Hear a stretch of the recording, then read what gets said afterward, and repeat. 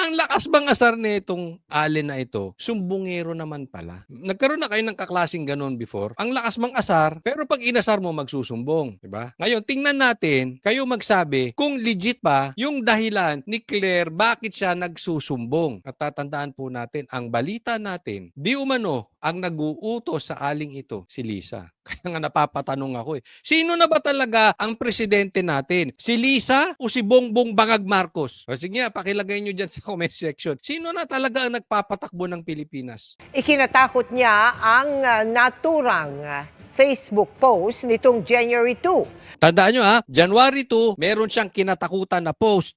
Importante, babalikan natin yan. Dahil anya, direkta itong nagbabanta sa kanyang buhay. Direct sa English. Direktang nagbabanta sa kanyang buhay. Sa ngayon, pag-iisipan ni Castro kung magsasampa siya ng reklamo, pero binigyan din niya na mahalagang ma-report niya ito sakaling may mangyari sa kanya. Depensa naman ni Angeles at Paglinawan, wala umanong threat sa naturang post. Okay. Eto ngayon, hindi siya nagdidemanda, nagsusumbong lang siya. Sa madaling salita, warning shot yan. Di ba? Sa pulis, bang, bang. Ang susunod ng putok nito, sa puso mo na. Parang gan, hindi grave threat yan. Example po yan. Yang example po yan nung ginagawa mo. Baka katanga na naman ng interpretasyon mo. Kasi dito, mali ang interpretasyon niya doon sa threat. Tingnan natin. Anila ang pag-report ni Ang ibig ko lang sabihin doon yung ginagawa ni Claire parang warning shot. Dahil pag tumuloy pa sila, ididemanda na sila. Anong ibig sabihin nun? Chilling effect. Didemanda niya to sila Trixie kung hindi hihinto. At yung baka katulad ni na Trixie na mga vloggers na patuloy. Yan ang style. Style ng gobyerno. Kanina ang binakbakan, congressman na ng bubuko ng gobyerno. Ngayon naman, vloggers, dating secretary din, binakbakan. Castro sa Pinapatahimik. NBI ay isang pagtatangkang pigilan ang mga pahayag na kritikal sa Naniniwala ako sa dito sinasabi ni Trixie. Administrasyong Marcos. Lumikha rin daw ito ng chilling effect para sa mga nagpo-post ng kanilang mga opinyon at kritisismo sa trabaho ng mga public. Kaya akala nila mapapatahimik kami. Hindi. Lalo kaming mag-iingay. Maniwala kayo. Again, wala kaming pakialam kila Trixie. Ito'y hindi ko sinasabing walang pakialam bilang tao. Yan ay ginagamit ko lang salita na ang ibig ko pong sabihin, hindi kami connected sa kanila na to the point, pag pinatahimik sila, kailangan kaming tumahimik. Excuse me po, marami pong vloggers, kaya kahit patahimikin nyo si Trixie, marami pa rin magsasalita. Hindi lang kami, hindi lang sila, napakadami. Officials. Bagamat ito si Trixie, kaibigan po natin. Okay, si Attorney Trixie, kaibigan natin, nakakasama natin yan sa mga gatherings, lalo na pagka andyan ng si dating PRRD dito sa Pilipinas. No? So kaibigan, hindi po, ibig sabihin wala akong pakialam. Ang ano ko lang dito, hindi po kami basta-basta mapapatahimik. Ang ibig ko pong sabihin kami, lahat ng mga vloggers. No? So akala nila nagtatagumpay sila dito. Yung naging Facebook post ng Luminous by Trixie Cruz Angeles and Ahmed Paglinawan regarding dun sa threats na nailagay nila. Ito'y address sa akin. Sinabi kasi nila na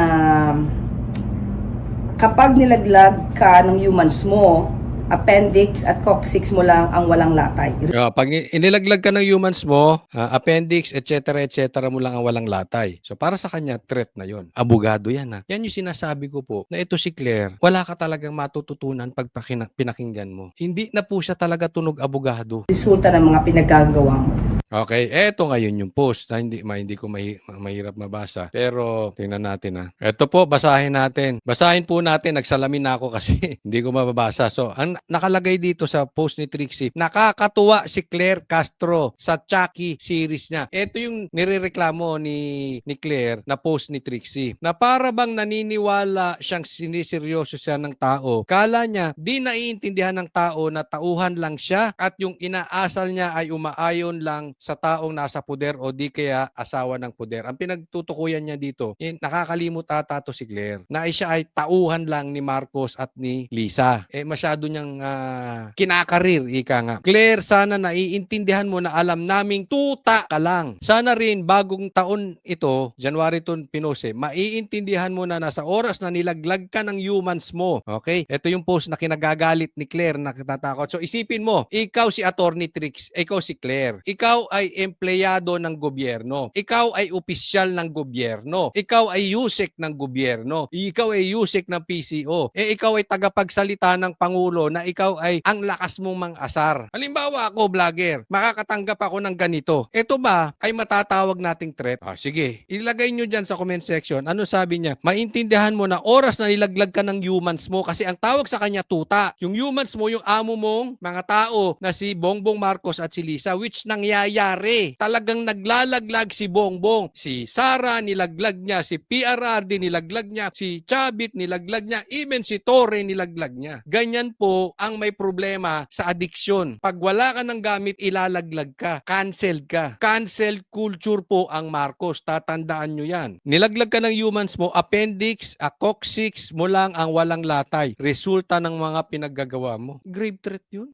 Sinabi man ni Attorney Trix, papatayin ka namin. Labas ang laman loob mo pag kay nilaglag nila Bongbong. Ilalabas namin ang iyong appendix, ang iyong bituka, ang iyong utak. Ganun ba ibig sabihin? Ang ibig sabihin ni Trixie, tayo naman ay hindi abogado pero naiintindihan natin. Pag nilaglag kanyang mga yan, nagawain naman nila, yari ka. Yari ka. Hindi yayariin ka ni Attorney Trixie. Yari ka dyan sa mga amo mo. Hindi ba ganun yan? Kasing abogado to, hindi niya naiintindihan yung post na ganito. Kaya nga sabi dito, posible, ito'y di umano, inuutusan lang ni Lisa. Ito sabi niyo, yaan mo na yung nasa taas, mahirap talaga yan silang gantihan. Pero ikaw, ay ewan. Alam namin, yung Chucky stunt mo na yan, kasi sinabi niya ni Chucky si BP Sara, ay hindi sa'yo. Di mo tipo ang naglalait, di bagay, di mong gamay, bakikaw ka, awkward ba? Pero sige, ikakaligaya mo yan, aayuda kami sa papanggap mo, magka-level kayo ni Lisa. Ano ba naman yan sa mga magkakababayan yan, di ba? Pahiwatig na may kamay si Lisa dito sa mga pang-aasar ni Claire. Alam mo, kahit mga vloggers, kami, mga vloggers, nakakatanggap kami, lahat naman ng death threat. Pero pag makatanggap ka ng ganito, hindi mo siniseryoso. Kasi hindi ka tanga. Ang talaga mga death threat yung kunwari, pinapaligiran ka ng pulis, sinusundan ka kung saan-saan, doon makikita mo eh. Hindi yung ganito. Pinost sa Facebook. Abogado to, si Trixie. Claire, wala ka talaga sa hulog. Yan ang problema kapag ikaw ay kinain ng ambisyon at posible ng pera. Kasi kahit alam mo talagang mali, ipagtatanggol mo eh. Alam naman natin ng abogado, pinagtatanggol sa tingin natin kahit kaya nga tinatawag ang abogado na liar eh. Lawyer, liar eh, di ba? Pero grabe to. Kasi si Claire talagang hindi niya lang pinagtanggol yung kanyang kliyente. Nagpapagamit na siya. Ibinenta niya na yung pagkatao niya dito sa mag-asawa.